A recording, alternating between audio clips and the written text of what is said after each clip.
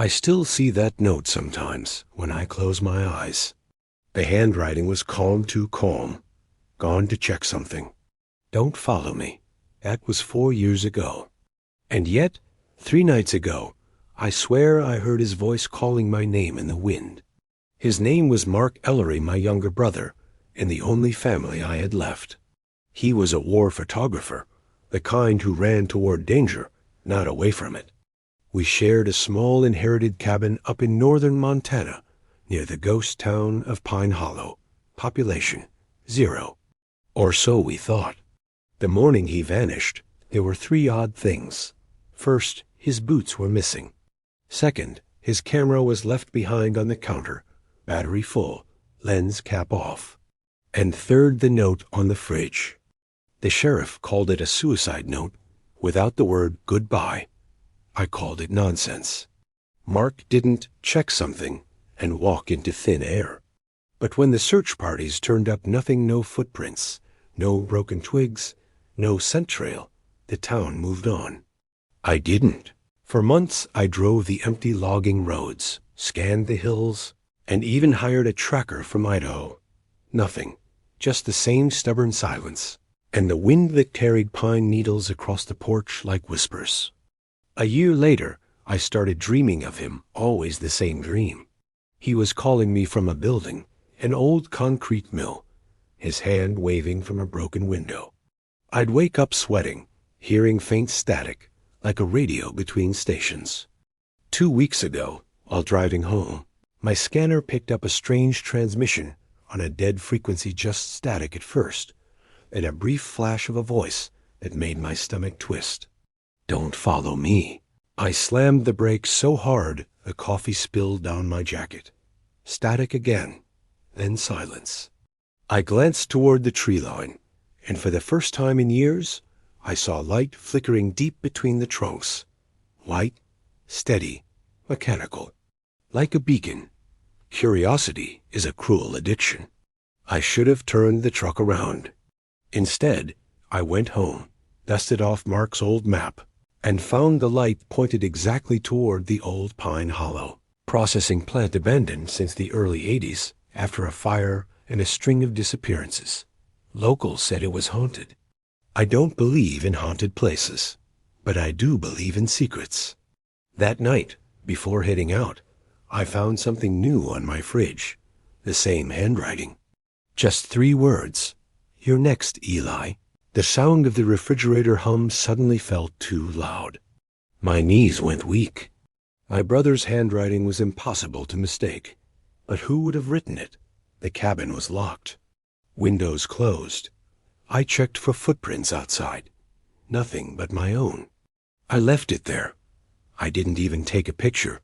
My brain refused to process what my eyes saw. The next morning, I packed a flashlight, my old Nikon, 2 bottles of water, and drove back toward Pine Hollow. The closer I got, the heavier the air felt. The forest seemed unnaturally quiet, like every animal had fled hours before. When I finally reached the plant, I realized this wasn't just some ruined factory. It looked untouched, as if time itself had stopped. The gate hung open, chains swinging gently, though there was no wind. Inside, rusted machines sat like sleeping beasts beneath a dome of gray skylight. And there on the far wall words had been scrawled in red paint. The signal doesn't die. For a moment, everything went silent. Not just quiet silent. My phone froze. Its clock stuck at 3:33 a.m., the same time my brother's note had been written. According to the timestamp on his fridge photo I once took, I whispered his name, Mark. And from somewhere inside that factory, I heard a faint click like a camera shutter. Continuing from the click in the dark, the sound cut through the factory like a pin through cloth, too clean to be an accident, too familiar to be anything but a camera shutter, which made no sense because my hands were empty and my brother's Nikon was zipped in my pack, untouched since the truck. Yet every hair on my arms knew that sound by heart from years of listening to Mark work a scene until it confessed. I called his name again, quieter this time. like noise might spook whatever fragile thread had connected us. And the answer came as a faint burst of static from somewhere high above, followed by the heavy hush of a place that had learned to swallow echoes, a hush that pressed into the eardrums like altitude. The Pine Hollow processing plant was built like a chapel to industry catwalks, crossing an iron lattice, skylights spider-webbed with weather, and conveyor belts that still held the outline of vanished work, like fossils hold the memory of bone. And as I stepped under the largest skylight, the factory's ribs framed a rectangle of sky the color of old dishwater, and right there, directly beneath the light, lay a circle of salt, clean and white and deliberate. In the center of that salt ring, someone had set a little brass travel alarm clock, the kind with 2 bells, its hands frozen at 3:33, and taped to its back was a strip of Polaroid film turned face down, as if the image itself needed protection from light more than the film needed the light to live. I didn't touch it, not at first. Instead, I took out my phone and filmed the slow pan for my records, speaking under my breath, not a prayer, not a note, more like the way you talk to a dog you hope won't bite. And when I stepped around the salt, careful not to break the ring, the cold hit me like a door opening into winter from a July kitchen. And for a second, the factory smelled not like rust, but like my mother's freezer, metal, citrus, and old ice. Then I saw the footprints, bare, adult, crossing the dust like a slow heartbeat, toes pointed toward the catwalk stairs, each print sharp at the edges as if pressed in by careful hands.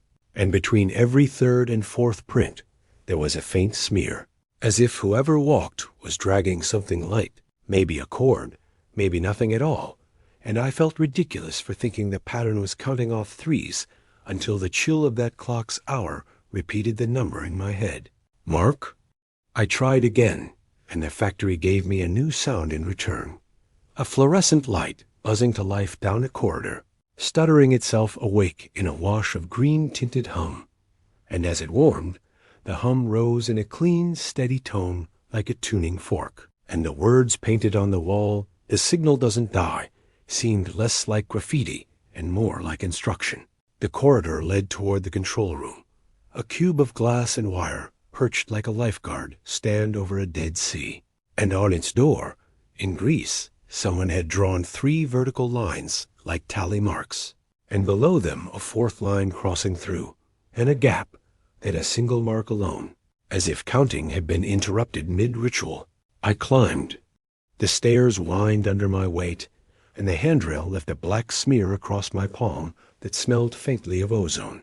And by the time I reached the control room, the steady hum from that flickering light had tuned itself into something closer to a voice cadence without words, the way you can recognize a friend in the next aisle by the rhythm of their footsteps. Inside, dust had settled on consoles like gray snowdrifts, but the equipment wasn't as ancient as the plant. Rack-mounted radios from the late 90s, a shortwave set, a battered scanner almost a twin of mine, and a tangle of coax that ran out the window to a stubby Yaji antenna still pointed squarely at the tree line where I'd seen the beacon 3 nights ago. There was a journal on the console, spiral-bound, blue cover, edges curled from damp. I didn't want to read it, which is how I knew I had to. The first page was dated 1 year after Mark vanished, in a careful blockhand that wasn't his. It read, "We matched the time at 3:33. It answered. It always answers at the 3rd minute, not a voice. A map. The next page was a sketch, concentric rings like ripples from a thrown stone, numbers along the edges, and at the center, a small square marked fridge. The caption underneath, initiation point is domestic. Door seals, light cycle. Hum equals carrier. My stomach turned at the word fridge, a stupid word for a thing that had swallowed my life. Something moved outside the glass, just a shift of brightness, so subtle. I thought it was my eyes adjusting, until the radio on the rack clicked and a band of LEDs winked from left to right, as if something had leaned against the push-to-talk, and a voice came through in a grainy whisper that would have been anything to anyone else, but was everything to me. Eli. I grabbed the mic so hard it creaked. Mark, if this is a recording, don't. Static like a breath. Then, don't follow me. The words were identical in pitch and shape to the ones on the fridge note. I could still see taped in my mind to a white door, but there was a third word this time, a word that never made it to paper. Through. The journal's later pages were frantic. Times and dates, circuits drawn over floor plans. Phrases that made my skin crawl because they were so banal and so horrifying next to each other. Domestic thresholds as emitters. Abandoned sites as sinks. Signals do not end. They pool. The last entry was 2 lines only. He keeps arriving without entering. We recorded his arrival at 3:33 again. He is here when the light is not. I don't remember deciding to do it. I only remember the feeling of the salt between my fingers as I broke the ring downstairs, the grains cold as hail, and the little brass clock heavy in my palm, and the Polaroid film tacky with age as I peeled it free and turned it face up, expecting to see nothing, expecting to see everything, not ready for either, and seeing instead a blurry square of a kitchen, a cheap white fridge with a magnet shaped like a trout, and a note on the door that read, "Gone to check something." Don't follow me. The kitchen in the photo wasn't mine, but the magnet was. The trout came from a bait shop off Route 200, bought on a dare and stuck on our cabin fridge as a joke the week Mark moved in. And the photo showed it my magnet on a different white door in a different room with a different table under a different crooked clock, as if some other version of my cabin had borrowed our joke and then developed it in a dark room that didn't care about ownership. The hum in the corridor smoothed out like a blade being honed. The fluorescent light that had been stuttering finally steadied, and as it did, the skylight above me went dim, even though the clouds hadn't thickened, and for a moment the factory felt like a lung exhaling a long-held breath. There's a kind of decision that doesn't feel like choice. It feels like gravity. I set the clock down where the salt ring had been, aligned its frozen hands to the matching time on my phone, and felt foolish until the phone's screen juddered. Its digits stuck between 3:32 and 3:33 like a stammer, and then, with a soft chirp, it gave up the ghost and went black. I said his name once more. The camera shutter answered from somewhere behind me, and this time it wasn't faint, it was close.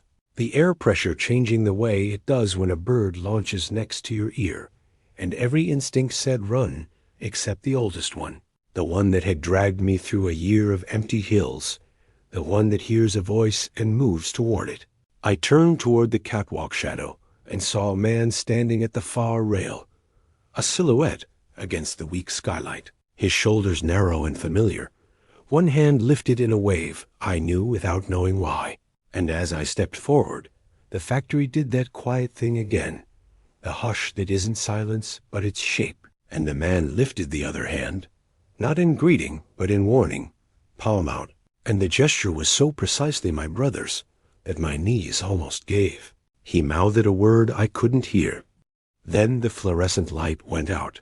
The hum collapsed into a soft, clean click like a switch being thrown in a careful hand, and in the dark, the travel clock rang a single bright bell. The bell's ring didn't fade so much as fold, like sound turning a corner, and for one suspended heartbeat, I stood in that dark with my brother's silhouette burned into my eyes the way a flash leaves a ghost on your retina, hand raised, mouth shaping a word I couldn't catch, the one word I needed most. Then the emergency lamps guttered awake in dim red, just enough to turn edges into threats. The catwalk where he'd stood was empty, no footsteps, no scrape of boot or bare skin, just the faintest aftertaste of ozone and cold on the tongue, as if the air itself had been unplugged and reconnected. Through, I said out loud, like an idiot asking a door how to be a door. The word sat in the room and didn't move. The brass clock was back to silence, its hands still at 3:33, that steady, unreasonable time. I picked it up and felt heat in the metal now, a pulse that wasn't mine. I'd known since the moment I found the salt ring that nothing in this place was performing for me. It had a rhythm, and I could either catch it or wait to be dragged by it. Old instincts from bad nights came back. Count the exits, mark the sound sources, keep a finger on the thread that led you in. My thread was a voice and a word. My exit was whatever through meant. I retraced the bare footprints down the corridor where the fluorescent had hummed itself smooth. Without the green light, they were harder to read, but you learn to feel pattern even when you can't see it. Threes, a smear, threes, a smear like a song with a missing bar. They led to a door at ground level. I hadn't noticed before, flush with the wall, painted the same flaking gray. No knob, no hinges, just a rectangle, and at eye height, a taped index card with one typed line. Thresholds emit when named. Named, I repeated, not sure whether the word was instruction or insult. The factory made the softest click, like a camera shutter a mile away or a switch under your own thumb. Kitchen, I tried. Nothing. Fridge. The air tightened, no breeze. Just pressure the way. A thunderhead announces itself to bones that remember older weather. Somewhere behind the walls, something powered up. The brass clock in my palm ticked once, though the hands didn't move. Door, I said, and didn't realize I'd closed my eyes until I opened them to find the rectangle's paint darker, the seam around it drawing breath. It opened inwards on black, not darkness black like a deletion. A thought with no word. There are moments when you discover the flavor of your courage. Turns out mine tastes like cheap coffee and copper. I stepped forward, and the edge of the opening was cold enough to bite. Not metaphor cold like metal that has never met sun. Inside was a corridor that remembered being a kitchen. Smell is the last historian. I caught the ghost of lemon cleaner, wet bread, old ice. My beam cut through to find a counter that wasn't there. A chair that almost was.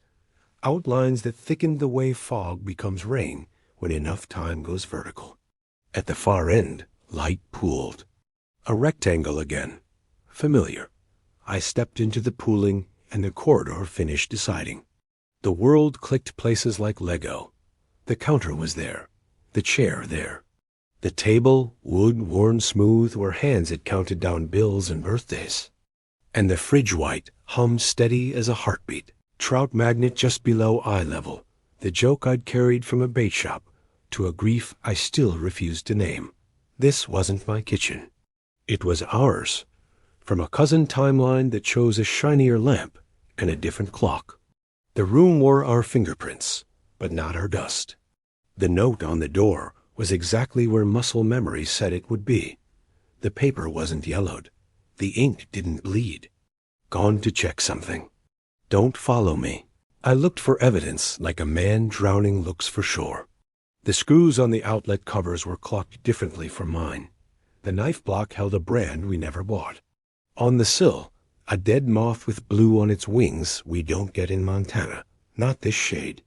Tiny differences, but toy blocks for the tower of certainty. I had not retraced. I'd sidestepped. Mark? My voice behaved itself. A quiet that knew the house. The hum in the kitchen rose half a note, a carrier seeking a voice. Then I heard it, not from the room, but from the air between the room and the idea of the room. A familiar cadence wrapped in static, a word he only used when we were kids playing flashlight tag in the cannery ruins. Home. He wasn't saying where he was. He was naming a threshold. Home, I returned. The fridge light brightened like a stage cue. My palm on the handle felt the way it always did, textured, ordinary, human. When I pulled, the bulb inside had that same tired orange we used to joke made milk look like tea.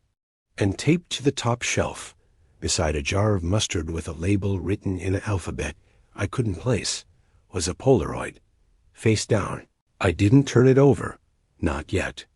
In the reflection on the chrome strip, I saw the kitchen window behind me, and in that window, a night that wasn't my night, a town that wasn't my town, A single street lamp flickering like an old film splicing itself wrong. Far off, a siren warbled, then decided against it and fell quiet. Somewhere not a sound, but very much a presence pressed its thumb into the room. The temperature walked down my spine. On the fridge door, below the trout, ink bled into new lines as if refusal has physics and I'd broken it. Another note wrote itself into the paper with no hand to blame. You're late. For a second I was 12 again, sprinting across a parking lot under a thunderhead, my brother 2 steps ahead, laughing, not because anything was funny, but because motion is proof of life. Through, I said to the open fridge, and for the first time I understood the double meaning. Through as in beyond. Through as in finished. Thresholds are both. The bulb pulsed. Once. Twice. Thrice. 333 counted in light. The hum rose into a clean tone that found the frequency of my molars. The vial of panic in my pocket broke open sharp. Chemical. But I did what men do when there's no good option, and too many bad ones. I chose a story and decided to believe it for as long as it would carry me. I turned the Polaroid over. It was the control room at the plant, shot from outside the glass. My jacket on the back of the chair, my hands on the console, and in the reflection on the control room window standing behind me, out of frame except for a shoulder and a familiar narrowness, was Mark. He wasn't looking at me. He was looking into the glass, like the glass was a window and a mirror and a lake that remembers who fell in. The kitchen light flickered a 4th time, wrong, and the room shuddered like a dog shaking off river water. The note on the door curled at the edges, and the tape lost its will. Somebody else's house held its breath. Eli, the voice was not in the room. It was in me, tuned to the carrier my bones had been strumming since the night of the beacon. Name it and go. What? The one we never named. It hit like a dropped tool. The thing neither of us had ever given a word big enough to hold it. Not loss. That's the Band-Aid word. Not grief. That's the church word. The true one was simpler, uglier, honest as a loose nail. Afraid. The bulb blew with a soft pop. Darkness slid in on rails. The hum cut to black and took the room's bones with it. The open fridge became a cold mouth. The brass clock in my coat ticked just once, and something beyond the door in the factory answered with the smallest, cleanest shutter sound a camera can make when nobody's touching it. I stepped forward, not because I wasn't afraid, because afraid had been named, and named things behave. The cold took me to the elbows, then the shoulders. The taste of copper went sweet, the way a storm tastes when it finally breaks. The corridor on the other side didn't lead back to the plant all at once. It offered me a narrow, bright scene and the sense of height, of catwalks waiting, of a man at a rail with a palm out, saying wait in a language our mother taught us without knowing. I felt a hand brush my sleeve. It wasn't mine. It wasn't exactly there, either. It carried the static texture of old radio, the warmth of a summer driveway, the danger of a sentence half finished. Don't follow me, he'd written. All command, no kindness. But a command is only a bridge if you put your foot on it. I put my foot down. The scene widened. The factory arrived. The red emergency lights were gone. The skylight had a weak, real moon behind it. The salt ring I'd broken was whole again, as if time preferred its circles tidy.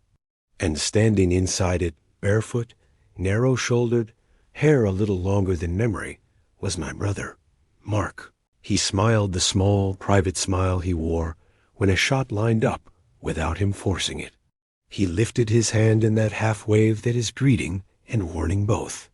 And for the first time since the note on my fridge, he spoke like a man in the room with me, not a voice thrown across frequencies. We need to be careful, he said. It listens when we say the wrong names. I wanted to run to him. I wanted to shake him stupid. I wanted to collapse into the trivial and ask if he was eating, sleeping, laughing, anything. Instead, I asked the only question that made sense in a place where doors didn't open so much as decide to be open. What is it? He glanced at the clock in my hand, and at the skylight, clocked to 3:33 forever. Not a haunting, he said, and the relief of someone eliminating the wrong answer almost knocked me down. A backlog. A what? All the unfinished crossings, he said. Every threshold that held its breath. It pools here. It pooled in us. The factory sighed as if agreeing. Somewhere deep in the building, a relay clicked. The lights didn't get brighter. The shadows got smarter. Okay, I said, fear doing backflips in my lungs and landing on its feet. Then show me how to finish one. Mark nodded, small smile again. Start with the one we never did, he said, and tilted his head toward the dark beyond the control room, where a door I didn't know about waited to be named. Mark looked older without looking old, like years had been spent but not passed, and the way his eyes kept tracking the corners told me he wasn't seeing just one room. He was measuring thresholds like a carpenter checks studs with his knuckles. Backlog? I asked, because putting a strange word in your mouth makes it less likely to bite you. He nodded toward the broken then whole salt ring. Every time someone starts a crossing and won't finish it, the remainder goes somewhere. It piles up. Doors, fridges, tunnels, hospital curtains, airlock hatches, screen doors on hot porches.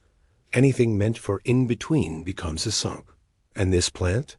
It was a factory for thresholds before it shut down, he said. Not by design. By use. Too many beginnings. Not enough ends. When the town emptied, the pile stayed. His voice had a dry humor in it, the kind that keeps men from breaking. How long have you been here? The last word felt insufficient. He thought about it. Depends which clock you believe. Mine says 4 years. The backlog's clock says I'm always arriving, but never entered. He tapped the brass alarm with a fingertip. These help it count. Why the notes? I asked. The fridge. The threat. You're next, Eli. He winced at the word threat. Not a threat. A label. The backlog doesn't speak. It tags. We mistake tags for orders. So who wrote them? He glanced up at the skylight, then at me. We did. In the versions where we didn't finish crossing. Those versions still get a say. The idea should have felt like nonsense. Instead, it clicked into place with the petty familiarity of an old argument. How many times had I started a conversation with Mark and refused to finish it? Left the room. Closed the door. Stood with my hand on the handle, pretending the pose was the same thing as the choice. He stepped out of the salt ring careful, and the factory changed its breath the way an audience does when a performer breaks the mark. Don't break circles unless you mean it, he said mildly. They're like sentences. If you stop on a comma, the backlog rushes in to finish your thought, and it never has your voice. I heard you on the radio, I said. On a dead frequency. Dead is just a word we use when we can't hear the carrier, he said. The carrier's still there. He waved me after him, toward the control room. I'd already trespassed in, but now I felt it as a mouth with teeth. You asked what it is, he said. It's our bad habit given geography. We leave rooms angry. We leave sentences mid-flight. We put a hand on a shoulder and don't say sorry because the word's too heavy. We back away from hospital doors. We think if we don't name it, it won't exist. He touched the glass. But thresholds like names. Names are keys. Wrong names open the wrong things. What are the wrong names? He didn't answer with words. He pointed. On the console, where the blue journal had been, a strip of masking tape labeled 3 rocker switches in marker. Hope, memory, fear. The handwriting was mine. I had never written it. Those are not doors, Mark said. Those are buckets. They don't open. They collect. He peeled the tape back, slow, like diffusing something that wanted to be a bomb. And beneath the tape with a real label stamped into the metal. Here, there, between. I keep hearing 333, I said. Why that time? Because it's a cheap symmetry, he said, almost fondly. The backlog loves patterns the way rivers love low ground. People choose the time because it feels like meaning. Meaning is the easiest wrong name. He toggled here. The factory lowered its voice. A soft relay clicked somewhere in the floor. He waited, head cocked like he was listening for hoofbeats across snow. Then he toggled between. The glass fogged at the edges. The brass clock in my pocket grew heavier, as if the number 3 had mass. He left there untouched. Why not there? I asked. Because there is a lure, he said. There is a story you tell yourself about what will fix you. It's the wrong name for crossing. You don't go there. You go through. He gave me the journal. The last blank pages had been filled since I read them, diagrams inked clean, arrows between boxes labeled with words that made my mouth dry. Kitchen door, hospital curtain, school bus step, hatch, screen, trap door, arch, catwalk, river dock. Next to each, a note. Arrived without entering. What do you want me to do? I asked. Finish one, he said. Pick a threshold we failed and walk it all the way. His jaw worked once. Start with the one at the cabin. The fridge? He shook his head. The bedroom. The word landed like a hammer on softwood. We never cleaned it. We never said her name in the doorway. We called it empty and slept on the couch and pretended that was tidier. He wasn't wrong. When Elena died, when the ambulance left, and the house suddenly had every sound removed except the humming places, I closed her door and labeled it with silence. I made a shrine of absence and called it respect. I named it the wrong thing. How? My voice cracked. He looked away to let me be a man about it. How do we do it? Same way we open this one, he said. Name it right. Go in. Don't stop on a comma. His eyes softened. A rare weather pattern. Let the backlog have something finished. A new sound touched the glass. Not the camera shutter, not the switch. A distant rattle like wind through chain. Then a bell. Not the brass alarm's polite ring, but a deeper tone, ship-like, rolling through iron bones. The factory turned its head. What's that? Another arrival, he said. Not ours. His face changed anger, then worry, then the thin smile of a man who remembers he's funny and uses it like a coat in rain. Great. Tourists. He moved fast, motion economical as a habit. Down the stairs, past the salt, toward a far loading bay I hadn't seen, where corrugated metal shook on its tracks, though the air was still. I followed, and the sense of being watched followed with me. Not predatory, exactly more like bureaucracy. The feeling of being noticed by a system that only knows forms. We reached the bay as the door finished shivering. Beyond it, moonlight silvered a yard of pallets and weeds. On the concrete just inside lay something small and precise as a threat. A key on a cheap ring, attached to a plastic tab printed with a motel name we hadn't stayed at in 10 years. The tab glowed the way old plastic does, under beer signs and bad decisions. I bent to pick it up, and Mark caught my wrist. Don't name it what it wants, he said. It isn't a key. What is it? A promise to leave, he said. Wrong name. Backlog candy. I let it lie. The bell rolled again, closer, like a tide of metal. Somewhere in the plant, a second door chose to be a door, then a third. The rhythm found threes, as if mocking us or rehearsing. We need to move, Mark said. If it opens too many at once, it'll pick for us. Pick what? Which unfinished will finish. And it's not sentimental.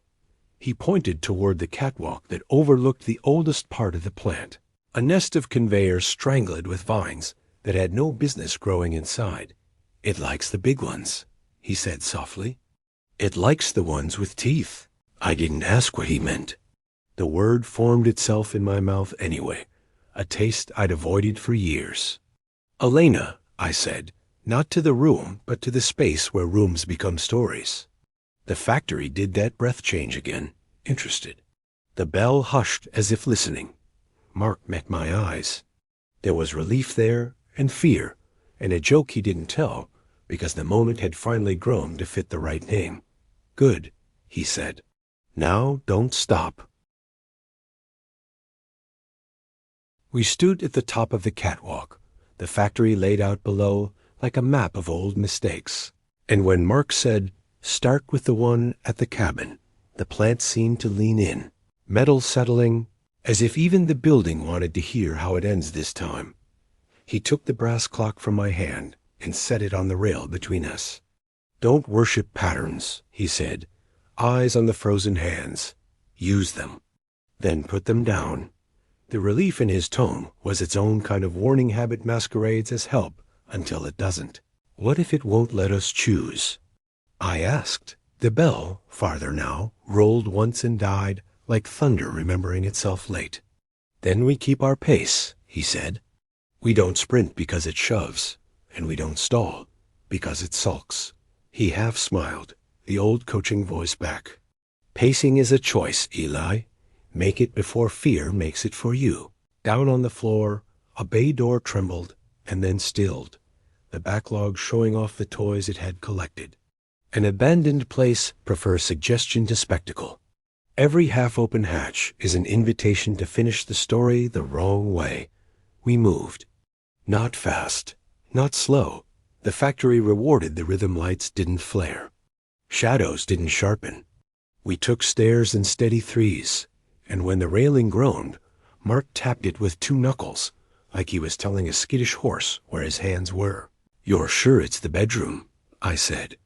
"Not the hospital door? Not the curb outside the funeral home?" He shook his head. "Those were ceremonies. We showed up to them. We didn't show up to her room. The words didn't get bigger. The space around them did." "I couldn't," I said. I walked to the threshold and stopped on a comma, he finished, gentle. "The backlog isn't moral, Eli. It's mechanical. It saw an unfinished crossing and held the breath for you. It's still holding it. Rooms don't like to be left mid-inhale." We reached the corridor where I'd first heard the hum smooth into a single true tone. The taped index card still clung to the flush gray door. Thresholds admit when named. I had mocked the sentence an hour ago. Now it felt like a set of instructions left by a version of us that had finally learned to write clearly. "Say it," Mark said. His voice didn't push. It steadied. Not a bucket word. The door's name. My mouth tried to hand me softer nouns. Memory, grief, tribute wrapping paper for a shape with edges. Wrong labels open the wrong things. "Elena's room," I said. The factory changed posture. Not dramatic, just present. The seam around the door drew breath like skin in cold air. "Again," he said, "until the carrier catches." Elena's room. The air pressure shifted. That polite pop you feel when an airplane quits lying about altitude. Somewhere above, a relay clicked. The seam darkened. Depth finding itself. I put my palm to the paint. It was colder than it had any right to be, and smooth where the eye said it should be flaked. "Don't expect ghosts," Mark said softly. "Expect a room that remembers how we left it." He nodded at my hand. "And don't stop." The door opened inward, and the smell came first. A private weather you can't counterfeit. Shampoo that never made peace with the air. Paperbacks, winter sun on cotton, a trace of nail polish that had chipped on a Tuesday before the siren. The corridor finished deciding. The room arrived. Nothing had been vandalized by time, the way time likes to vandalize. The bed was made the way she did it, too tight, corner square, a dare to sleep. On the knitstand, the dime she'd used to check the bounce. On the dresser, the Polaroid camera she carried to parties, because the worst nights still deserved proof. I didn't cross the threshold. Not yet. Naming isn't entering. I looked at the floorboards on our side of the line, and saw the scuff marks from the week we moved in when a box slipped, and we laughed because the gouge looked like a river on a map. The memory tried to call itself a bucket. I let it be a landmark instead. Go, Mark said. Not a command, a kindness. If you stall here, it will name for you. The backlog was patient, but patience curdles. I stepped in. The room did not punish me. It noticed. That was all. The light deepened like a lens choosing a face. The hum rose a carrier catching the voice. The air, warmer. The bedspread, too blue. The dime, right as a dare. Say it, Mark repeated from the threshold. He did not cross with me. Say what? The thing we never said in the doorway. He didn't look at the bed. He looked at me like the doorway was a mirror I'd been avoiding. My throat knew before my mouth did. The word arrived simple and disobedient to every dramatic instinct. Goodbye, I said, and the room accepted it the way dry ground accepts first rain. Not with thunder, with relief. A weight left the air that I hadn't known was measurable. Again, Mark said, and I hated him for it for half a breath. Goodbye, I said, and this time I said her name after, true and plain, not dressed for church. The carrier found the frequency. The hum tuned itself to quiet, which is not the same as silence. The bedspread softened. The coin lay still. An old draft under the window finally completed its long walk across the room and slipped out under the door like a satisfied animal. I took one more step and put my hand on the dresser, where a circle of dust should have waited around where she kept her mug. The wood was clean, not erased finished. The Polaroid camera on the dresser clicked, a small, polite shutter, and spat out a square that developed with the lazy confidence of the past. I watched the gray bile up into shapes. A doorway with a man standing in it, hand on the jamb, lips forming a word. Me. Not today me. The me from the week after, the man who stood here and didn't enter, the man the backlog had been carrying like a debt. He was fading as the picture clarified, like a smudge wiped away by a thumb. The floor under my boots settled. The factory, miles and minutes away, answered with that low ship bell rolling through its ribs, but now the sound didn't feel like a threat show. It felt like a ledger ticked. One finished. Behind me, Mark exhaled a laugh he couldn't stop. The laugh of a man who had been waiting for a long time to see a simple thing happen. See? He said. Not haunted. Backlogged. He wiped at his eye with the heel of his hand, surprised to find it wet.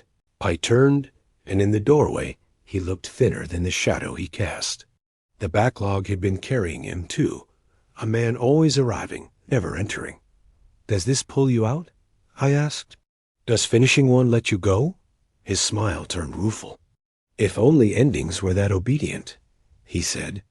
It lets us choose the next one. That's what it buys. A draft moved past my shoulder, cool as a library aisle. The room let go of me the way a hand lets go when it trusts you to walk by yourself. The scent of shampoo became simply air again. The word goodbye stopped being a performance and settled into being true. From the hallway, something small rattled and fell. The motel key. It had followed without feet, the backlog offering shortcuts with a salesman's grin. I stepped to the threshold and looked down at it lying half in, half out of the room, begging to be called escape. Not a key, I said, for both of us. A lure. Names are handles, wrong ones slip. I nudged it back into the hall with my boot. It didn't fight. Lures don't, not until you bite. Next, Mark said, tired now but lighter, that unique relief that comes when a man finally pays the debt he kept pretending wasn't on the books. Pick before it picks. The factory's distant bell rolled again, not counting threes this time, counting one. The sound turned a corner like the first did hours ago and came back to us smaller and more honest. There are a lot of doors in a life. You don't have to finish them all. You just have to stop leaving them mid-breath. Then we go back to the plant, I said. We finish one there. Mark nodded. The catwalk, he said. Where I keep arriving. Where I never enter. He looked past me, at the bed, at the coin, at the camera. We end that sentence. I glanced once more at Elena's room. Not to memorize it, memorizing is a bucket. To confirm, it didn't need me to keep it open anymore. Then I pulled the door gently and felt the latch seat with a small final click that sounded like mercy. We turned toward the corridor and the long walk back to iron and skylight and a man's silhouette waiting to become a man. We crossed back into the plant the way men come back from a long talk on a porch quieter, taller inside, not because we grew, but because something heavy finally set itself down and stopped being carried. The emergency reds were gone. The skylight wore a moon, the color of old bone. The salt ring stood whole. The brass clock waited like a patient witness. Mark took the rail with his left hand and tipped his chin toward the catwalk, where his silhouette had been printed into my nerves. This is where I keep arriving, he said, and never enter. He didn't step yet. He watched the stairs the way one watches a skittish animal decide if it trusts your palm. We name it first, I said, and he nodded, relieved I'd learned at least one trick and terrified how much still hung on the tricks we hadn't. The catwalk isn't the threshold, he said. It's a bridge. The threshold is the stop. His mouth tugged wry. We can make a threshold out of anything if we stand still long enough. So what do we call it? The place I ran out of courage, he said simply. Call it that. Then give it back. I took the first step. The metal sang the thin song of steel, taught to bear weight and never complain. Second step. Third. The rhythm mattered. The backlog liked to shove men into sprints and stalls. I kept a pace that could be kept. Behind me, Mark matched it. A little slower on the upbeats, like he'd learned to step around a seam I couldn't see. At the top landing, the factory did its not quite silence. The hush that's like a hand over a radio, not to mute it, but to listen better. From here, the floor below looked like an unfinished sentence. Conveyors stopping midair, belts ending without a pulley, ladders leading nowhere. The place where stories had quit on themselves. This is where you waved, I said, pointing to the far rail. This is where I warned, he corrected, and the word warmed the air without making it kind. Warning is a door held half closed. Men like feeling useful, even when they're only postponing what needs doing. We walked the length of the catwalk, our boots tracing ghost prints that weren't quite ours, but remembered us anyway. At the center span, the skylight framed the moon as if it were hung there on purpose. The handrail had a narrow, bright polish where palms had paused too long. Say it, Mark said. I put my hand on the bright place and felt the oil of old indecision slick and honest beneath my skin. The place I ran out of courage, I said. The metal took the name and didn't argue. Again, he said. I swallowed. The place I ran out of courage. The backlog answered like a belly learning how to breathe again. The catwalk's small tremor wasn't danger. It was a body standing up after too long sitting. Far off, a relay ticked. The brass clock below clicked once, stubborn hands insisting on 3:33 like a superstition that won't leave the bar. What did you see? I asked him, eyes on the far rail, where he had always been a shape made of lac. The night I came, he said, as if it were a bus you catch, not a vanishing act, I heard the beacon and thought it was a man in trouble. I carried the wrong name like a flag. I walked up here. I saw the door that needed me right there. He pointed at a pop-riveted service hatch built into the wall, square as a lunchbox. And I stopped. I told myself I was being smart. Recon first, courage later. But later is how thresholds rot. What was the door's name? I said. He smiled without showing teeth. Simple now. We faced the hatch. Waist high, 2 latches.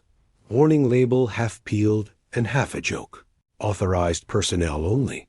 Someone had drawn eyes in the O's, the kind of small, human defiance that keeps men sane in places that don't. Say it, he murmured, not hypnotist soft, just brother solid. Now, I said. The word bounced once and came back bigger. Now, the latches shivered and then were simply open. Not moved, decided. Cold lifted from the seam, not winter cold. Depth cold, the kind that smells like nothing, because nothing has been here to leave a scent. Don't look for spectacle, Mark said. Look for the thing you refused. What did you refuse? He didn't answer. Men rarely hand other men their shame in neat sentences. He gestured instead, palm out, the old warning made obedient by a new name. After you. I leaned in. The cavity beyond the hatch wasn't a duct. It was a narrowing. I thought about being a corridor, and then remembered it was an idea before it was steel. My flashlight beam shortened, as if the air had more to do than let light through. At the far end, a square of paler dark, not an exit, a possibility. Now, I said again, and set my shoulders and crawled. The edges nipped jacket and pride, the smell blank. The sound crowded with what my ears made up out of habit breath, blood, the small scrape of a zipper tab, as impatient as a dog at the door. Halfway, the hatch behind me thumped soft. Not closing, choosing not to help. A draft ran past my ears toward the pale square like a tide under a pier. Words tried to crowd my mouth later, after, plan, safe all the wrong names men call now when now asks for rent. I kept my elbows moving. At the bright square, the world did its Lego click. I stood in a corridor that belonged to no factory ever built, and to every hallway men have stopped in with. Bad news caught behind their teeth. White walls. A chair that doesn't learn names. A door with a handle polished by waiting. The hum of a compressor that has heard more prayers than church stone. Hospital, I said, not to conjure, but to admit. My breath made a small cloud, and then remembered to be invisible again. The door had the thin, ugly kindness of curtains you can pull when you have to let the world in gently. The brass clock in my pocket grew hot and then cooled, an animal that had finally found a lap. I put my hand on the handle, and it gave like paper. Beyond it, not drama, a bed. A woman asleep with a machine taking her pulse in Morse. A window with the kind of light you only get at 4 in the morning when the Alcisis world is tilting but hasn't fallen. Mark's voice stood beside me without weight. We didn't say it here either, he said. We said it to each other, and to the nurse, and to the ceiling. We never said it to the room. I didn't speak. Our boots weren't here. Our jackets weren't slung on that chair. Our old coffee wasn't cooling on that tray. But the room knew us as men who had paced it out to the comma, and then left, because the period felt like murder.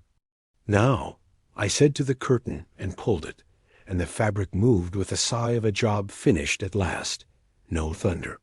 No trumpet. The machine's tone settled into the key of ordinary. A draft that had been waiting since that night found the door seam and left like a cat who pretends it always meant to. Goodbye, I said again, not to the woman who deserved more than a repetition, but to the shape of the threshold that had kept our backs bent for years. Her name followed, unadorned. The room accepted the word with a relief that made my knees soften and then lock. The Polaroid in my breast pocket warmed impossible and true, and when I looked down, a new square had wormed its way beneath my fingers. I didn't remember the camera firing. I didn't have to. The image bloomed. The hatch on the catwalk. A man half in, half out, stuck in the grammar of fear. He faded as the picture cleared. Not a miracle. A correction. Behind us, the corridor shortened. The chair untensed into furniture. The hum gave itself permission to be background, not a metronome. We stepped back through the door that was no longer the same door, because we weren't the same men, and because finished things don't keep you. In the hatch, we crawled in reverse, which is harder than you think if you're trying not to grant the past the satisfaction of leading. The catwalk met us with honest steel. The plant exhaled a long, iron breath that made dust lift and settle like a standing ovation given by a tired crowd. Mark leaned his forehead to the rail and laughed that quiet, disbelieving laugh again. The kind that sounds like a man putting a box down and discovering his hands. 2, he said. I never got to 2. I wanted to ask if 2 bought his ticket out. Wanted to make this mechanistic, like pumps and valves and ratios. He saved me the shame of pretending not to hope. No, he said. But 2 buys us choice. And choice is the only currency that spends here. Below, the motel keys sat where we'd left it, a cheap promise sulking without a mouth to bite. A new sound stroked the plant's rib-soft, curious, the opposite of the bell, like rain beginning in a far field. The backlog had noticed we weren't toys. Systems notice. What happens if we stop? I said. It chooses a door that thinks it knows us, he said. It might be kind. It's never accurate. I looked at his hands. They trembled a little now that they were empty of the weight he'd carried. He saw me see and made a joke out of it, as men do to keep the room from growing teeth. Don't worry, he said. Photographer shakes. Means I'm ready to shoot again. What's the next one? I asked. He tipped his head toward the far wall, where a loading bay gaped like a slow yawn. The road, he said. The one we kept not taking, because there was always one more thing to fix first. You mean leaving Pine Hollow? I mean leaving the version of it that kept us for years, he said. There's a difference. One's a place. One's a habit. We started down, the catwalk humming underfoot like an instrument learning our song. Halfway, the lights shifted no brighter, just truer, as if some accountant inside the building had balanced a column and finally smiled.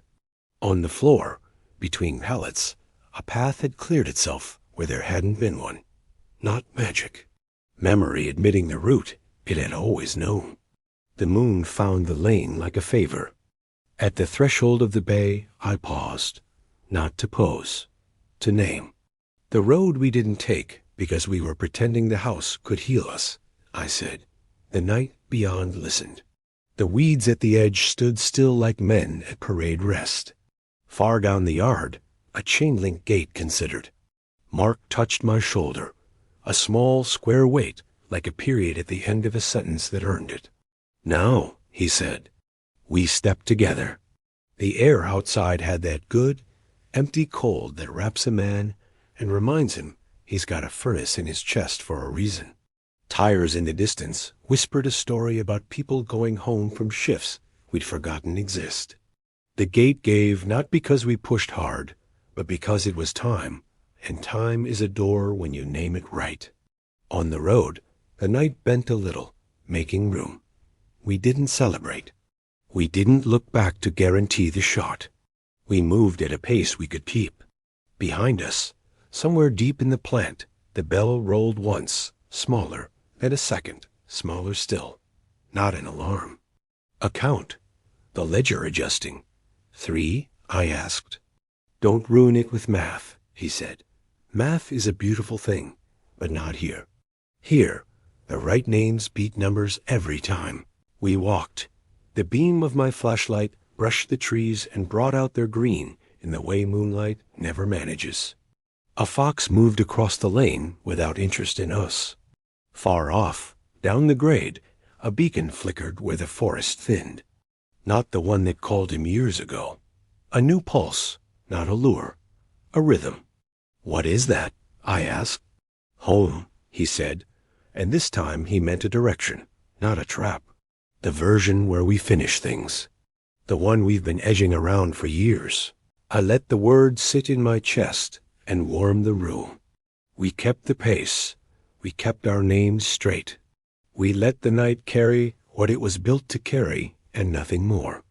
And when the lane curved and the trees opened their hands to reveal the dark shape of our cabin in the dip, the porch light blinked once, twice, thrice, like a tired friend waving from a doorway we had, at last, taught ourselves how to enter.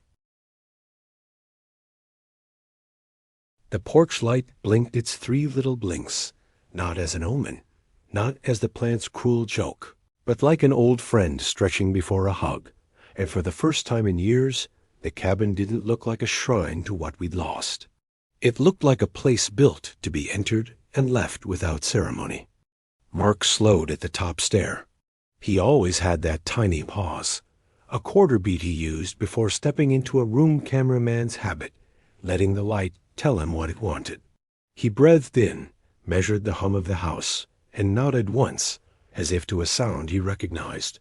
"It's listening," he said. "So we choose the names."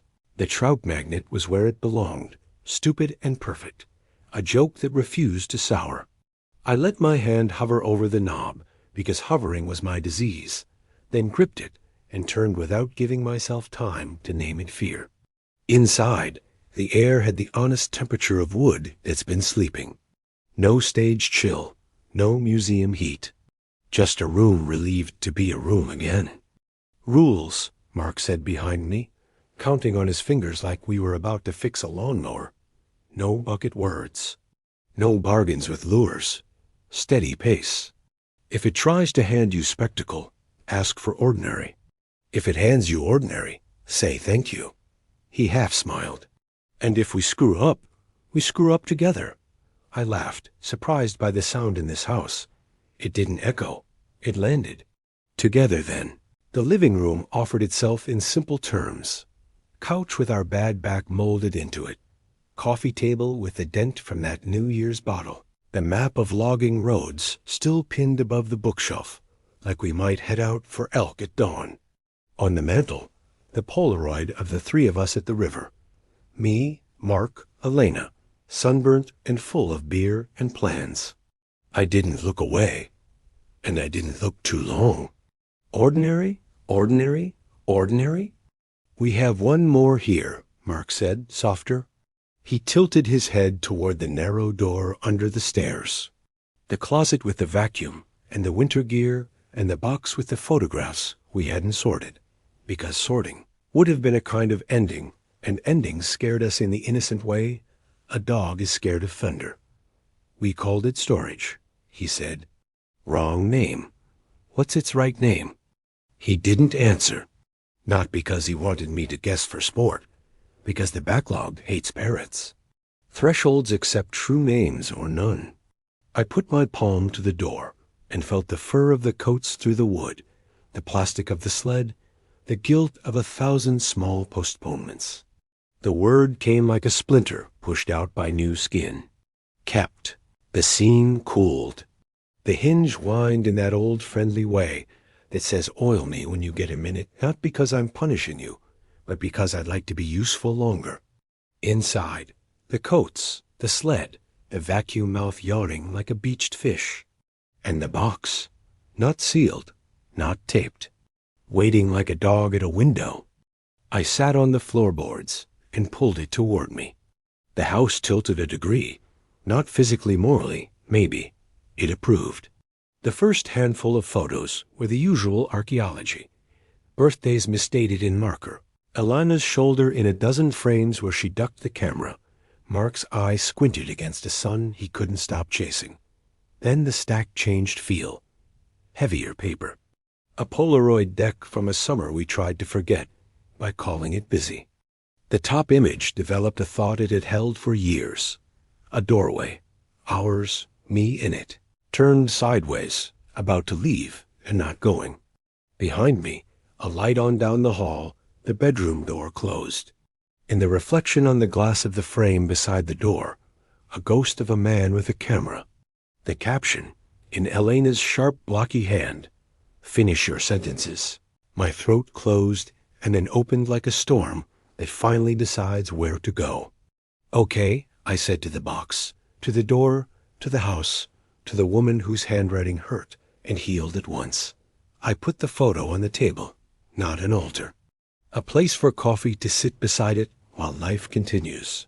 The refrigerator hummed, the carrier sound, faithful as a heartbeat.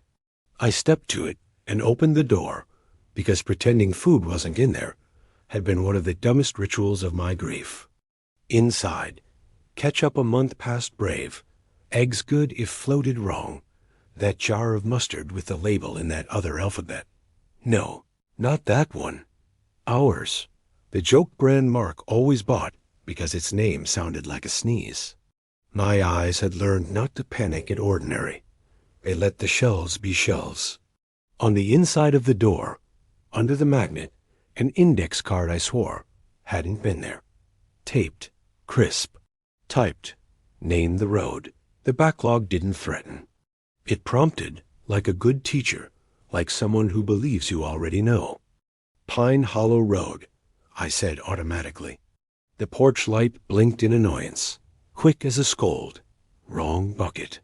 I shut my eyes and tasted dust and gasoline and the silence that lives in slash piles. The road's true shape rose up, the route we used to circle the grief instead of cutting through it, the loop that let us pretend we were hunting answers while we were actually hiding from endings. The way we used to go to avoid the room we needed, I said. The porch light eased, the house settling back into its chair. Better, Mark said, his voice warmer. Now the plant. We didn't lock the door. We didn't leave a note. We had unlearned notes as commandments. We walked out and let the porch step creak under our weight, the way old wood sings relief when shared. The Jeep started like it hadn't forgiven me, but was willing to cooperate. The tires found the ruts in the lane without asking for directions. On the grade past the spruce stand, a fog lay low like an animal sleeping. In the middle of it, a pinprick pulse. The new beacon Mark had called home.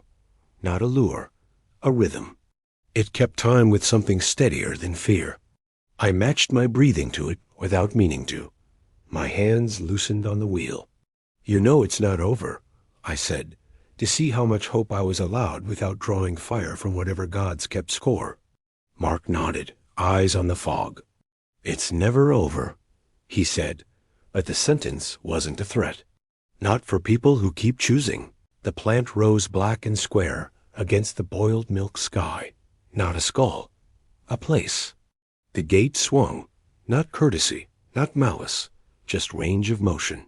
We parked by the loading bay and walked. The motel key lay where we'd booted it, dull as a broken promise. It had collected no dust. Lures don't age. Inside, the factory took our temperature. We were warmer than before. The salt ring held. The brass clock on the rail had learned humility. It didn't demand we check it. The catwalk waited, that one bright palm polish seeing us and refusing to play coy. The ripple, Mark said, chin flicking toward the control room. When we finished Elena's room, it should have cleared the echo of us standing there, not entering. He spoke like a man reading a river. We'll see if the current changed. We climbed. The glass cube met us with a clarity it hadn't owned before. No milky fog at the edges. No breath held in the corners. The rack radio slept honest sleep. The scanner blinked idle. On the console, the blue journal lay open to a new page in my blocky hand. Ink not yet dry. Kitchen, bedroom, hatch, finished. Beneath it, Elena's hand again. A note I hadn't written and would have killed to have. Good boy. Keep going. I bent over the page like a parishioner over a reliquary and laughed, raw and grateful. She always knew the right thing to call me when I needed pushing, I said. Wasn't always kind. Mark grinned. Kindness is a finish, not a start. The building changed posture. Not the scary kind. The kind you hear when a tent line is finally tensioned right and stops whining. In the far bay, the door that had rattled before simply was a door now. The bell didn't roll. Somewhere a light shows warm. Next, I said. Mark looked at the Polaroid camera on the console, the twin of the one from the bedroom, or the same one wearing a different life. He lifted it, weighed it, put it down, and touched the hatch switch labeled between without flipping it. There's one more that's ours, and then there's the one that isn't. We should take ours first. The porch, I said. The word didn't come from memory. It came from the ache at the back of my neck. The night we said we'd leave in the morning and didn't. We named morning like it was a spell. He nodded, eyes kind. Morning is a bucket word if you use it to hide now. He pointed at the loading bay, where the moonlight cooled in a shape that looked, for once, like invitation instead of trap. Name that one and step. We walked there together. I felt the backlog's attention, the way you feel a sleeping dog open an eye when you stand. Not hostile. Accounting. I put my hand on the cool metal and named the thing I'd dodged across 1,000 small days. The leaving we kept rehearsing, but never performed, I said. The bay breathed. The road outside straightened like a man. Stop pretending he's not listening. Now, Mark said, and we stepped through as if it were only a doorway, because tonight it was only a doorway. The night air held us up. The lane received us not like pilgrims, but like neighbors done with small talk. We stopped at the Jeep. No ritual, just a choice. I put the key in the ignition and thought of the motel tag sulking on the factory floor and felt an uncomplicated relief that we had named it thin and let it be powerless. The engine turned, caught, and the headlights found the fence, the gap, the slice of county road that led to everything boring and necessary and human. That's when the plant behind us made a new sound. Not the bell, not the rain beginning. A voice, not words. A cadence. A crowd. We turned together. In the mouth of the bay stood figures, as many as a Sunday service in a town that's dwindled but not quit. Men in coveralls from 3 decades, a woman in a nurse's sweater, a boy in a letterman jacket, an old man in a hat from a service we never served in, a girl with a backpack 1 strap short, a woman in a dress with a hem like a question, a worker, a traveler, a patient, a bride, a brother. Their edges were the honest blur of long exposure, not ghost curdle. They didn't step out. They didn't lift hands. They didn't wail. They stood like people at any door, waiting to be called the right thing before they passed through. Mark's mouth tightened in a way that could have been grief, but was not. It was responsibility. Backlog, he said, and the word didn't make them less or more. It made them ours to help or fail. It heard us finish. It thinks we can finish for them. Can we? I asked. He swallowed. His Adam's apple knocked once. A man's tell when he's about to choose the job that will cost him. We can show them the right names, he said. We can pace it so it doesn't eat them. We can do what nobody did for us, the night we taught a fridge to be a gate. The girl with the backpack lifted her chin toward the road like a young deer daring a fence. The nurse looked down at her hands as if checking for a chart that finally arrived. The old man touched his hat to nobody and everybody. The room behind them breathed a building's tired breath. I thought this was about getting you back, I said. The admission felt like setting down a tool you picked up because it made you feel useful. I thought it was a rescue. Mark put his hand on my shoulder, weight square and simple. It was, he said. It is. It will be. But rescue doesn't end at the driveway. He nodded at the road, then at the figures. We don't leave. We lead. I wanted to argue. I wanted one clean story that closed like a box. The porch light blinked far down the lane once, twice, thrice, the world's gentlest reminder that most doors are opened by hands that aren't in a hurry. I breathed with it. I let it set the count. Okay, I said. We pace. We name. We don't stop on commas. We finish one, then another, until the backlog has fewer faces and more roads. Mark's smile then wasn't small or private. It was the grin from the river Polaroid, sun-warm and cocky and alive. There he is, he said. There's my brother. We turned the Jeep off. We left the keys on the dash because starting and stopping a machine is easy, and we had chosen the harder engine. We walked back toward the bay with our hands open and our mouths careful. The factory accepted us in again, like a tide that knows your weight now. First, I said to the girl with the backpack, voice steady, the way men talk to spooked horses and smart children. "Tell me the door's name." She looked past me into a hallway only she could see, and her mouth shaped a word that wasn't bucket and wasn't bargain. She said it, and the air changed, and a path opened ahead. "Good," Mark said behind me, proud, tired, ready. "Hold the pace." I met the backlog's attention and didn't flinch. "We're not your toys," I told it without speaking. "We are your foreman. We'll finish the sentences. We'll pay the old debts, one honest word at a time." Somewhere in the plant, a relay clicked once, polite as an agreement. The bell did not roll. The rain sound stayed soft. The porch light down the lane kept its steady patience. We began. They came forward in no hurry, the way people step into a church they haven't visited since childhood, not for spectacle, but for permission to breathe how they used to. The girl with the backpack wet her lips, looked toward a darkness only she could see, and named it with a voice steadier than her knees. "The stairwell behind the gym," she said. I promised I'd go up, and I never did. The air changed shape. Not colder. Truer. The plant drew a little breath as if to say, "Correct." A seam opened to her right, just wide enough for her courage.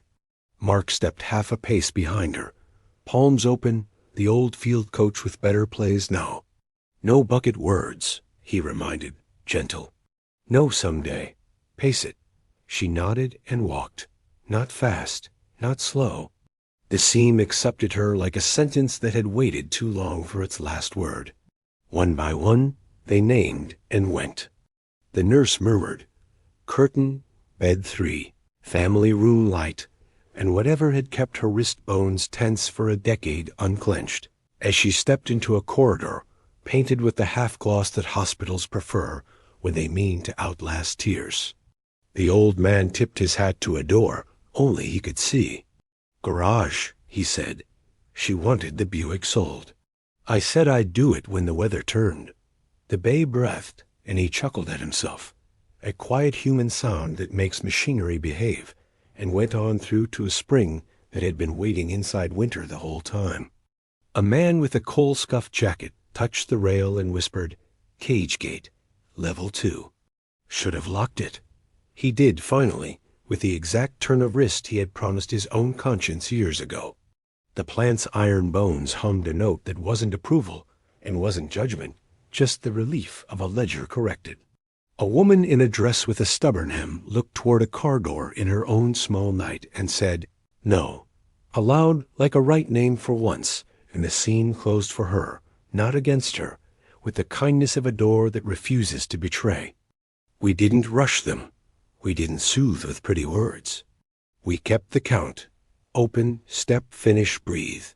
The porch light down the lane blinked now and then, as if to keep time for us. From home, and even the brass clock learned some humility and stayed out of the way, unless a hand needed the small comfort of its weight. When there were fewer faces at the bay and more roads rid of their kinks, the backlog's attention shifted, not a way up. The skylight's moon swam behind a slow rag of cloud, and in the glass of the control room, a reflection gathered that wasn't us. Catwalk, hatch, rail, and the narrow bright place where a man had polished steel with his palm every time he stopped there and lied to himself about pacing. "Your turn," I told Mark, and the words rang hollow only because they were true. He licked his lips, glanced once at the lane, once at the bay, and then the smallest grin found his mouth, the one that always arrived a second before he did something stupid and brave. "Name it," he said. I touched the steel where his hand had been living all this time. "The threshold you called a warning to avoid entering the room you were built to finish. It was too long for a name, and exactly the right size to fit the truth." The plant did not swell. It steadied. He put his palm down next to mine, and the shine our two hands made looked like a punctuation mark learning manners. "Now," he said, simple. The hatch heard the old word as if for the first time, and decided to be door, not duct. The seam cooled. Breath found a root. We crouched, but he stopped me with 2 fingers on my sleeve. "Not together," he said. "This one is mine." There are 1,000 arguments brothers keep in their back pockets for a moment like that. None of mine were better than his right to finish his sentence in his own voice. I let my shoulders drop. "I'll be here," I said, and he smiled that little private smile, the one he wore when the shot lined up without him forcing it. He went in, elbows, knees, breath carefully disrespectful of panic.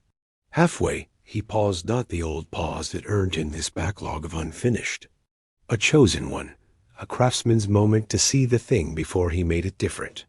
Then he moved again, and the bright square at the end welcomed him with the exact amount of mercy a man can carry without falling. The building listened. Far off, a relay clicked. The rain sound in the iron stayed soft. In my pocket, the Polaroid he'd taken years ago, warmed, then cooled, and I knew without looking what it would show. A man fading from a doorway as the picture decided its final colors.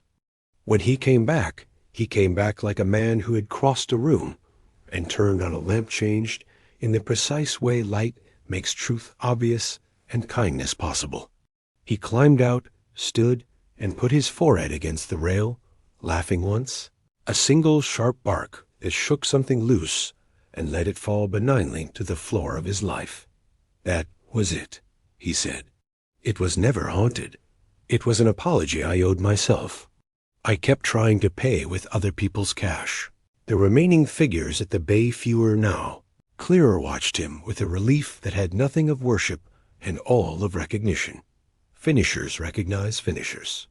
They see the set of the shoulders, the new economy of breath. We still had folk to guide. We still had a plant that would collect the world's unfinished long after we were gone. But the room changed in the way rooms do when a leader stops pretending he isn't one. Now, I told the backlog, not aloud, but in the precise way a man uses a word when he has finally earned it. You listen when names are correct. You wait when pace is chosen. You do not shove. You do not lure. You hold the door while we say what's true. If it understood, it did so in its own mechanical, merciful way. The skylight exhaled. A relay clicked in gratitude for being correctly labeled.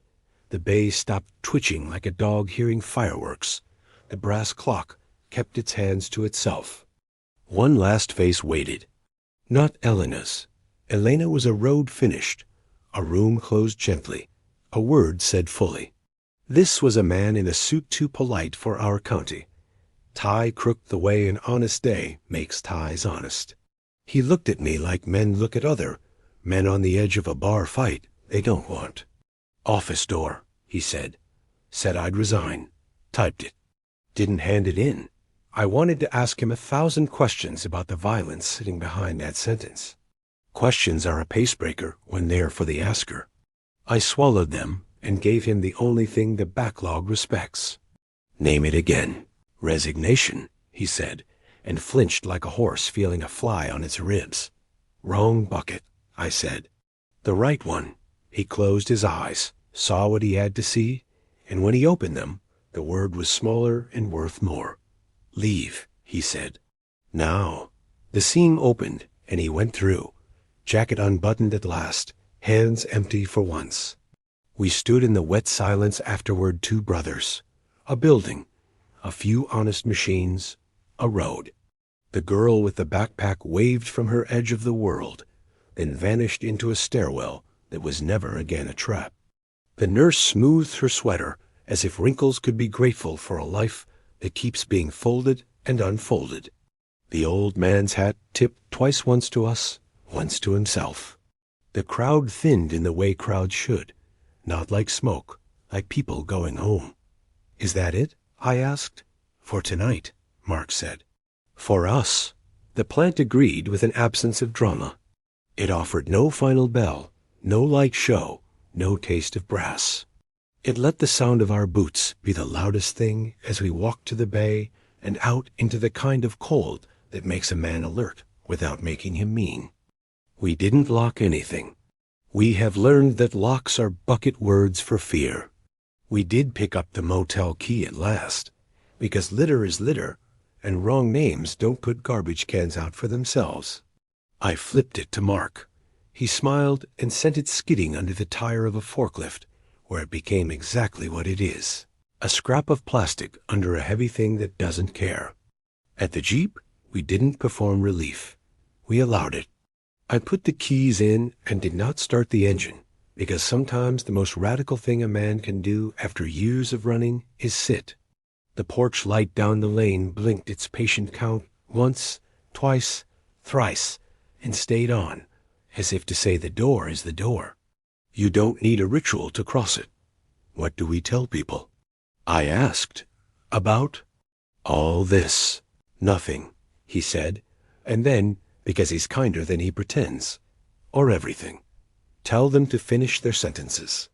Tell them the wrong names are bait. Tell them pace matters more than drama. Tell them most doors aren't haunted.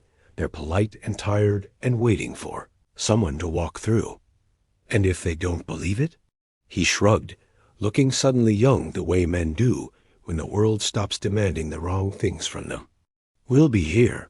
The plant will too. The backlog doesn't run out. Neither do men who have learned the work. I started the engine. The headlights caught the fence, the trees, the thin slice of county road that threaded between lives. We rolled slow because slow was right, and when the lane opened and the cabin sat in its cup darkness, the porch light didn't blink this time. It just shone. Inside, the fridge hummed like any honest appliance. On the inside of the door, the index card waited for a man who needed a prompt. Name the road. I took it down, not because the lesson was over, but because it had moved into bone.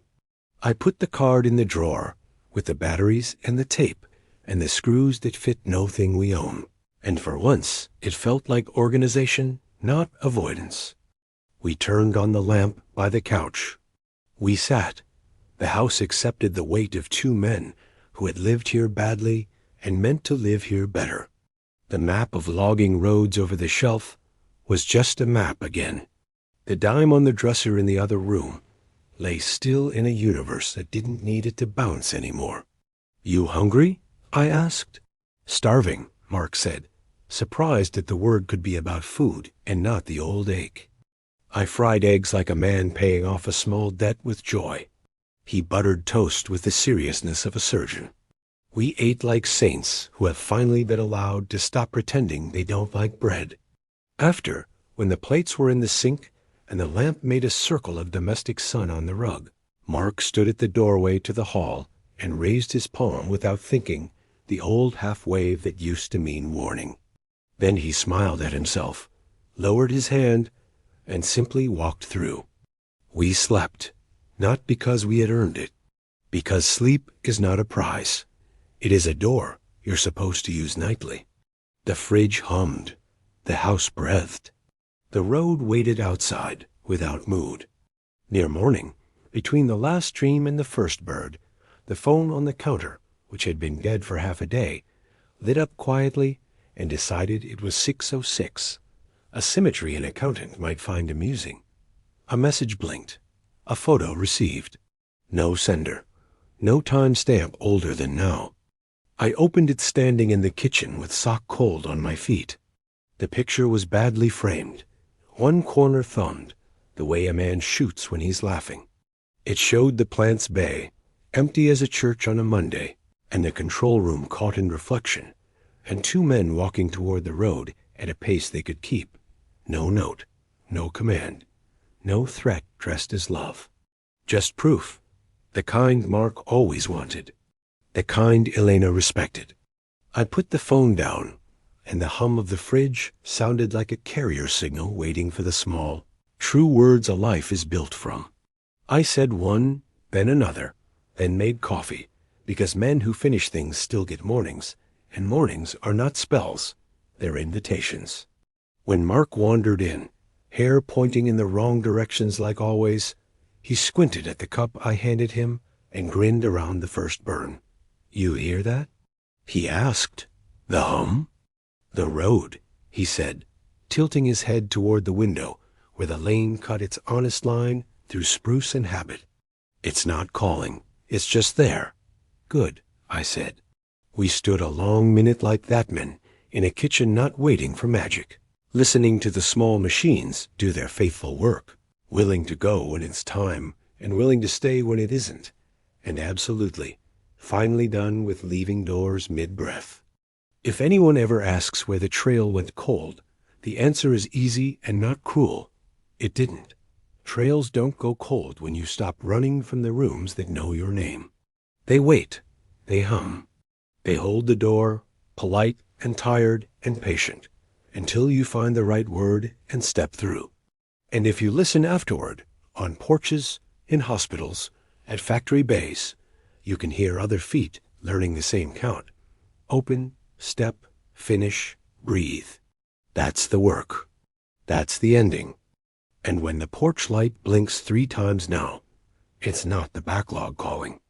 It's just my brother, coming up the steps, hands full of groceries, using his keys like a man who stopped trying to teach thresholds to do anything but be what they are.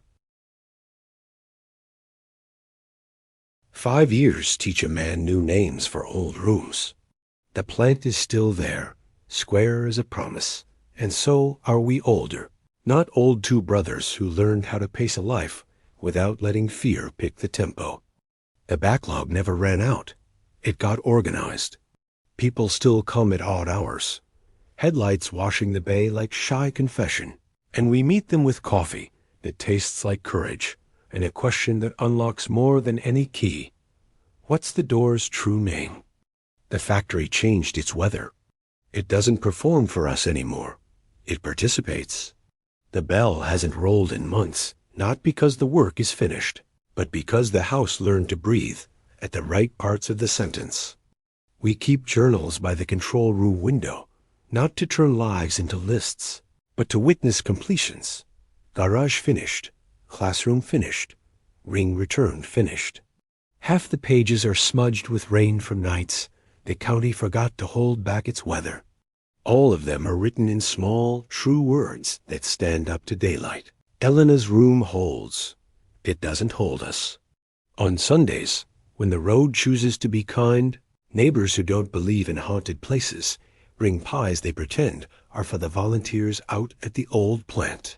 And sometimes, when the wind goes lazy, the porch light blinks 3 times just because habit and affection can look alike from a distance. Mark swears it's a loose filament. Maybe it is. The right name isn't always mystical. Sometimes it's replace the bulb. We learned rules worth passing on. Don't call a bucket a door. Don't rush because fear is bored. Don't stall because grief wants company. Finish small things with the same attention you reserved for the tragedies, tax letters, apologies, seatbelts, light switches, bedtime. Most hauntings dissolve when a man stops leaving rooms mid-breath. When people ask for the short version and the coffee's almost gone, that's the version we give them. They nod. They go finish something. They write later to say the hum in their kitchen sounds different now. It does. Kitchens love honest names. Mark photographs less and prints more. He says the proof that matters is the warm rectangle you can put on a fridge without turning the fridge into a shrine. The wall above our desk is a mosaic of ordinary victories. A stairwell no longer a trap. A ring on a palm instead of a loop in a pocket. A hatch shut and labeled, not with fear, but with the smallest, most accurate word. Now, he takes portraits on the bay in natural light and refuses to pose anyone. Finishers don't need dramatics, he says. Their faces already know how to end a sentence. He's right. The road called less and held more. We go in its time town halls, porches, waiting rooms where refrigerators hum at the frequency of old promises. Some nights the Jeep stays cold and we sit with cards instead, unglamorous and alive. The plant doesn't mind. It likes when people use doors as doors. It likes when maps are maps instead of excuses. It likes when the brass clock is just a clock and 3:33 is a Time you sleep through without assigning it a job it never wanted. People ask what the backlog is, if they must have a definition. We tell them what 5 years taught without poetry. It's the weight of crossings we refused. It pulls in thresholds the way water pools in ruts, and it recedes when enough feet agree to keep walking. It is not moral. It is not malicious. It is stubborn and patient, and perfectly willing to let a man keep the life he's named incorrectly forever. Or if asked politely and truly, it will hold the door and let him try again.